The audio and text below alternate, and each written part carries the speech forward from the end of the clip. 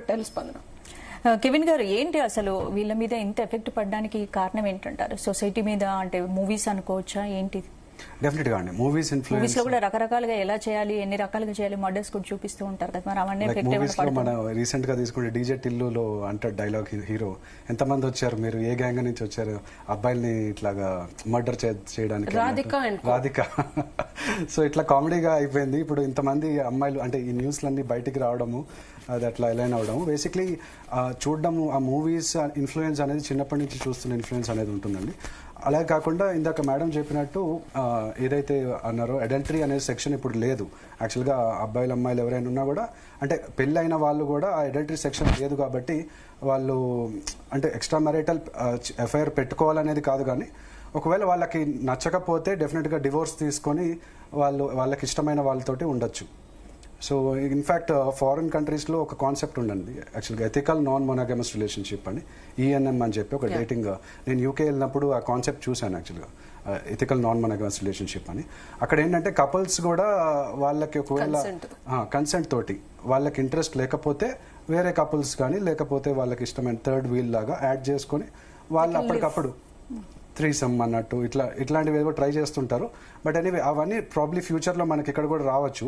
But ఇవి ఎందుకు వస్తున్నాయంటే ఈ పనిష్మెంట్స్ అన్నీ కూడా, ఈ క్రైమ్స్ అన్నీ ఎందుకు జరుగుతున్నాయంటే వీళ్ళు ఇక్కడ అంటే ఒక ఫోర్సబుల్గా వాళ్ళని ఒక మ్యారేజ్లోకి పెట్టి లేదా ఫోర్సబుల్గా ఒక రిలేషన్షిప్లో పెట్టినప్పుడు వాళ్ళు ఇక్కడ దీని నుంచి బయటకు పడడానికి ఇట్లా ఈజీ వే అవుట్ అని అనుకొని ఇది చేస్తున్నారు. బట్ ఎనీవే ఇప్పుడు మీరు ఇట్లా చేయడం వల్ల డెఫినెట్గా మేడం చెప్పినట్టు, ఇందాక సైకాలజిస్ట్ వీళ్ళు చెప్పినట్టు, మీరు డెఫినెట్ గా జైల్లో అనేది ఉండడం జరుగుతుంది. Parents take legal action if a girl attack parents, అంటే అది ఉందా? పేరెంట్స్ ఏజ్ గ్రూప్ ఇప్పుడు మనం చూసాం కదా 10th క్లాస్. డెఫినెట్ గా నేను మొన్న కూడా ఇంకో ఇంటర్వ్యూలో మాట్లాడాను. మనకి యుఎస్ లో అయితే ఇట్లాంటి వాళ్ళకి వెసులుబాట్లు ఉన్నాయి, అంటే state will take care of the kids. మన ఇండియాలో కూడా ఉంది కానీ స్పందన అంత ఫెసిలిటీస్ మనకు కొంచెం గవర్నమెంట్ అంత కాదు కాబట్టి. But India also has a facility. మనం మెజిస్ట్రేట్ గారికి దాఖలా చేసుకుంటే as you know the kids will be taken care. అంటే అన్కంట్రోలబుల్ కిడ్స్, కొంతమంది బిహేవియరల్ ఇష్యూస్ ఉంటున్నాయి. అండ్ అసలు తల్లిదండ్రుల మీద అఫ్ కోర్స్ మనం టీనేజ్ నుంచే వచ్చాం, మనం తల్లిదండ్రులతో పోట్లాడిన సందర్భాలు ఉన్నాయి. ఇక్కడ మిస్సింగ్ పాయింట్ ఏంటంటే వీళ్ళు ఫోన్లలో గంటలు గంటలు మాట్లాడినా తల్లిదండ్రులు కూడా కొంచెం తస్మా జాగ్రత్తగా టీనేజ్ పిల్లల్ని చూసుకోవాలి, ఎవరితో వెళ్తున్నారు, ఏం మాట్లాడుతున్నారు. అంటే ఇప్పుడు వీళ్ళు బిజీగా ఉండటము, పనులు చేసుకోవడము, వాళ్ళ పనులు వాళ్ళు ఉండటం వల్ల కూడా ఒక కొట్టడం, తిట్టడం, బెదిరించడం అనే ఒక సినారియో కన్నా ఫ్రెండ్లీగా ఉండండి, పేరెంట్స్ ప్రేమగా ఉంటే పిల్లలు మారుతారనుకునేది మిథ్య. ఈ సోషల్ యాక్టివిస్టులు అనేది చెప్తున్నాను కానీ I don't believe in that. It comes from within. చిన్నపిల్లలు చిన్నప్పటి నుంచి వాళ్ళు పెంచే పెంపకము, వాళ్ళకి చిన్నప్పటి నుంచి ఒక ధ్యానము. అండ్ ఎస్పెషల్ చెప్పాలంటే 13 నుంచి 16 is a very highly active, hormones అన్ని యాక్టివ్ ఉండే స్టేజ్. అది డెఫినెట్ గా తల్లిదండ్రులు ఇలా కనిపిస్తారు. సో వాళ్ళని ఒక భక్తిలోనో లేకపోతే ఒక కౌన్సిలర్ దగ్గర, అంటే మెంటల్ హెల్త్ ఎలా ఉంది అనేది అబ్జర్వ్ చేసుకొని క్రాస్ చెక్ చేసుకోవడం అనేది తల్లిదండ్రుల బాధ్యత. సో పిల్లలు ఇలా చేస్తే డెఫినెట్ గా parents these days youth more aggressive in love. అసలు అర్థం కావట్లేదు ఎందుకు ఇలా తయారవుతున్నారు అనేది. మీరు చూసారా, హనీమూన్ మర్డర్ పేరుతో దేశవ్యాప్తంగా సంచలనం సృష్టించింది. అన్ని మర్డర్ కేసెస్, లవ్ కేసెస్. ఎందుకు అలాగా అంటే ఒక సర్వేర్ని కిరాయి రౌడీతో హత్య చేయించి చాలా టైమ్స్ ట్రై చేసి ఫైనల్ గా హత్య చేయించి, ఎందుకు ఇలా తయారవుతుంది? ఇంత క్రూరమైన ప్రవృత్తి కారణం ఏంటంటారు?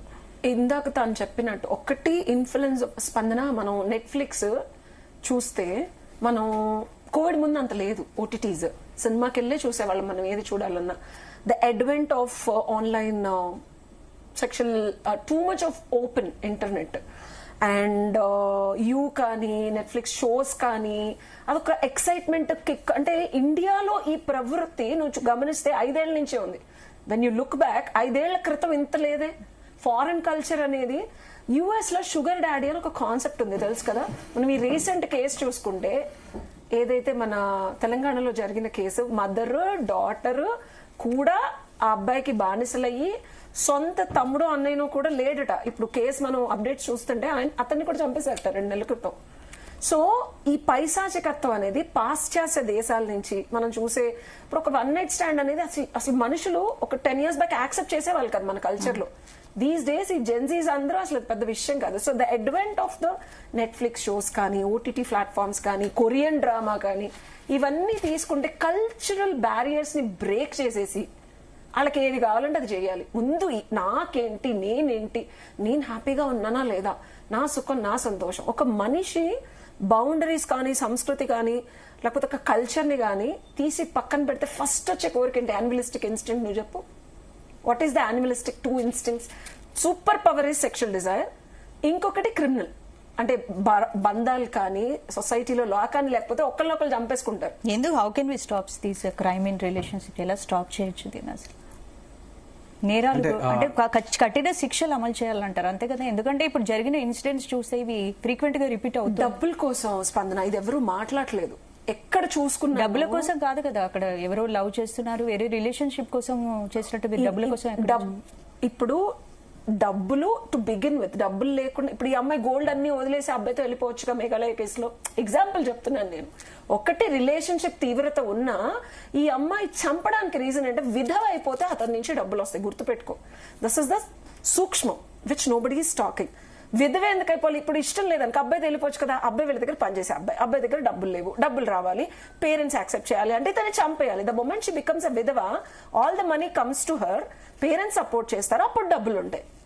నీకు అర్థమవుతుందా? రిలేషన్షిప్ కామమే కాదు. ఇంకో కేసు, ఈ కేసులో చూసుకున్నా ఈ అమ్మాయి 5 సార్లు అతనికి ఎందుకు మర్డర్ అటెంప్ట్ చేయాలి? అసలు వెళ్ళిపోయింది మళ్ళీ వచ్చి ఎందుకు పెళ్లి చేసుకోవాలి అంటే ద మొమెంట్ షీ బికమ్స్ విధవ, ద మనీ విల్ కమ్. వీళ్ళు కొంచెం వెల్ ఆఫ్ ఉన్నారు, లేకపోతే అసలు అతనితోనే వెళ్ళిపోవచ్చు కదా, మళ్ళీ వచ్చి పెళ్లి ఎందుకు చేసుకోవాలి? సో ఎక్కడ చూసినా సరే ఇంకొకటి నేను చాలా చెప్పాలనుకుంది, యుఎస్ లో ప్రీనాచురల్ అగ్రిమెంట్స్ అని ఉంటాయి, మీకు తెలిసే ఉంటుంది. సో ప్రీనాచురల్ అగ్రిమెంట్స్ నేను చెప్పేది అబ్బాయిలు, మీ అమ్మాయిలు కూడా పెళ్లిళ్ళకి ముందు ఇండియాలో అది మనకి ఇంకా లేదు లాలో. నేనేం చెప్తానంటే కాంట్రాక్ట్ రాసుకోండి, ఒక సింపుల్ కాంట్రాక్ట్ 100 రూపాయల పేపర్ మీద రాసుకొని you make it a legal. నేను చచ్చిపోయాను అనుకో, పెళ్లి చేసుకున్న తర్వాత నీకు ఆస్తి రాదు, నన్ను బాగా చూసుకొని నాతో పిల్లల్ని కంటేనే నేను నీకు రేపొద్దున డబ్బులు ఇస్తాను. అలాంటి చిన్న చిన్న క్లాజ్లు ఏమైనా పెట్టుకుంటే ప్రాణాలు అయితే కాపాడుకోవచ్చు. బికాస్ అగ్రిమెంట్ ఏముంది, లవ్ చేసేసాం, అమ్మాయి నాతో జీవితాంతం ఉంటుందని ఎక్సైట్ అయిపోకండి. ఒక అమ్మాయి మిమ్మల్ని అప్రోచ్ అయిందంటే ఇప్పుడున్న కాలమాన పరిస్థితుల్లో మీ దగ్గర డబ్బులు ఉన్నా లేకపోయినా జీవితాంతం మీతో ఉంటేనే పెళ్లి చేసుకోండి, లేకపోతే గర్ల్ ఫ్రెండ్ గా కొన్ని రోజులు చూడండి.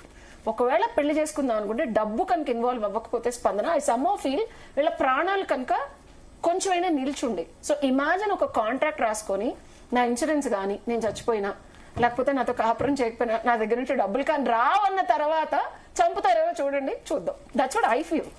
కెవిన్ గారు, ఏంటి పెళ్ళంటే యువకులు భయపడే పరిస్థితి